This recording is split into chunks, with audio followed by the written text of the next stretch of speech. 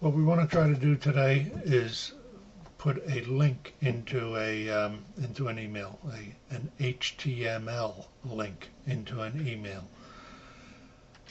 A lot of different ways to do that. We'll start by typing into the body of the email an address, http://nytimes.com.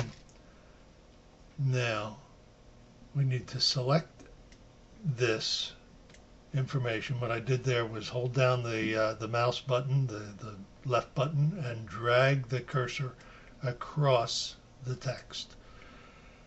That's where we're going to turn that highlighted region into a link. Now in Verizon email, we've got a button to do that. It shows a blue globe with a change link on it. We'll click on that and we'll type in the address that we want somebody to go to when they click on that highlighted region in the email.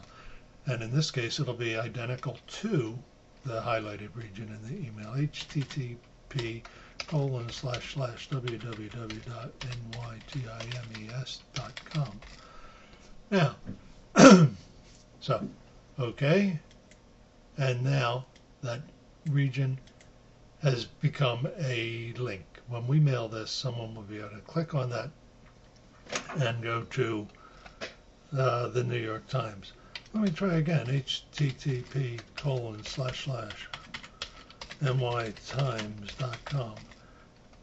Now, if I select that again, click and drag across it, and come up here to the link icon, let's play a trick on our recipient. We'll type http://www.washingtonpost.com. Okay, now this is the URL. This is where the person's going to be going. So when your recipient receives this mail, it says that he thinks you're going to the New York Times website, but we actually put the Post's website into that link. So he's in for a surprise when he clicks on that link. Let me try two more.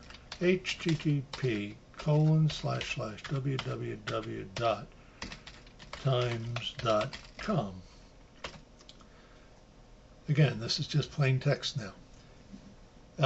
If I want to make this into a link, and I'm going to have to type this information into the link window, I can save myself the trouble of having to retype it.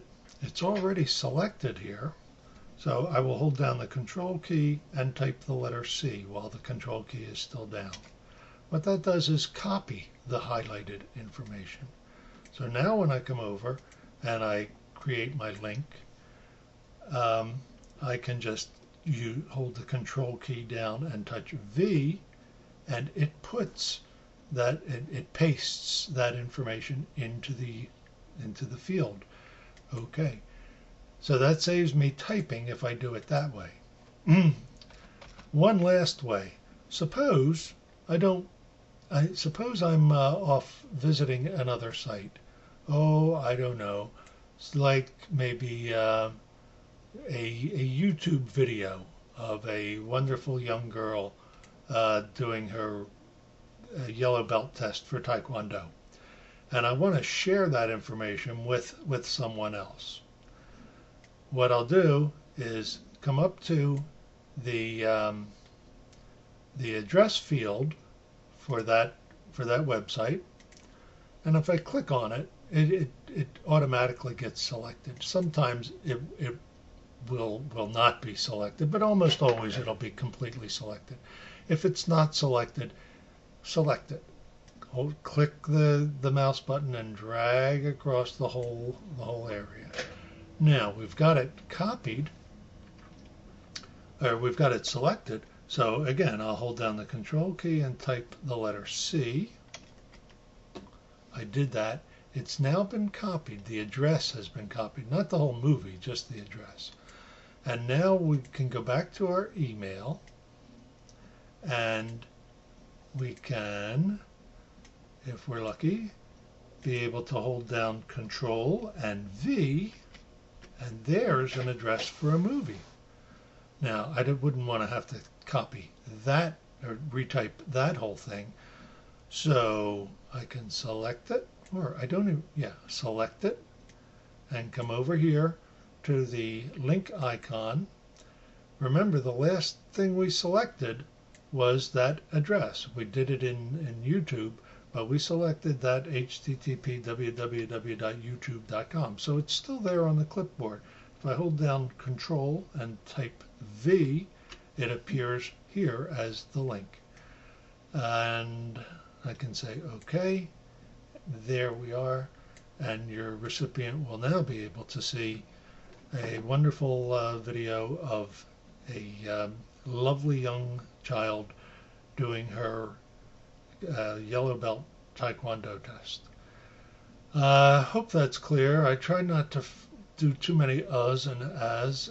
This is a new program I'm using that allows me to record what's going on my screen, and I'm still trying to figure it out. But let's see whether this is helpful. Let's see. I've got to do this and stop.